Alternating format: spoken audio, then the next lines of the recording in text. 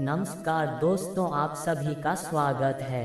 आज की ये मोटिवेशनल स्टोरी ईमान का ज्ञान बताएगी। तो चलिए शुरू करते हैं। काफी समय पहले की बात है। प्रतापगढ़ नाम का एक राज्य था। वहाँ का राजा बहुत अच्छा था, मगर राजा को एक सुख नहीं था।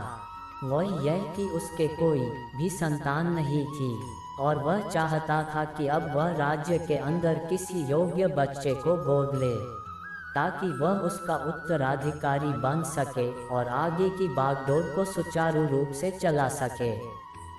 और इसी को देखते हुए राजा ने राज्य में घोषणा करवा दी कि सभी बच्चे राजमहल में एकत्रित हो जाए।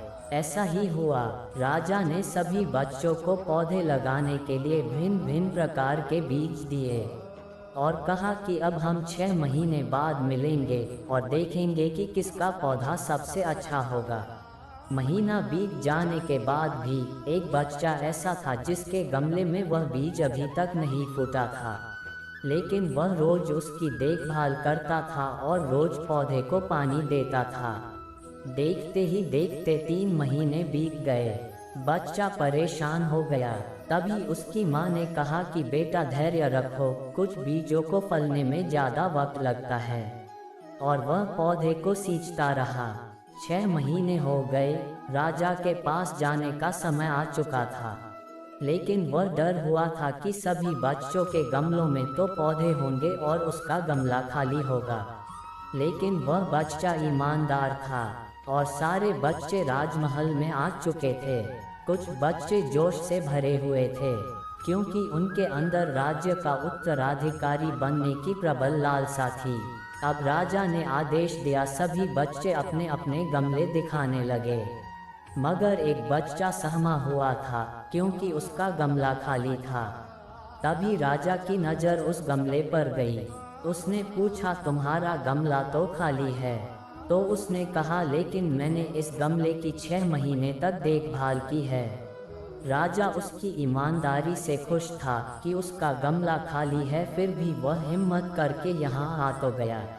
सभी बच्चों के गमले देखने के बाद राजा ने उस बच्चे को सभी के सामने बुलाया। बच्चा सहम गया और राजा ने वह गमला सभी को दिखाया। सभी बच्चे जोर से हंसने लगे। राजा ने कहा, शांत हो जाइए, इतने खुश मत होइए। आप सभी के पास जो पौधे हैं वो सब बंजर है। आप चाहे कितनी भी मेहनत कर ले, उनसे कुछ नहीं निकलेगा। लेकिन असली बीज यही था। राजा उसकी ईमानदारी से बेहद खुश हुआ और उस बच्चे को राज्य का उत्तराधिकारी बना दिया गया। लेकिन हमें इस कहानी से क्या सीखने को मिला? मेरे हिसाब से अपने अंदर ईमानदारी का होना बहुत जरूरी है। अगर हम खुद के साथ ईमानदार हैं तो जीवन के किसी न किसी पड़ाव में सफल हो ही जाएंगे, क्योंकि हमारी औकात हमें ही पता होती है। हम खुद को पागल बनाकर खुद का ही नुकसान करते हैं।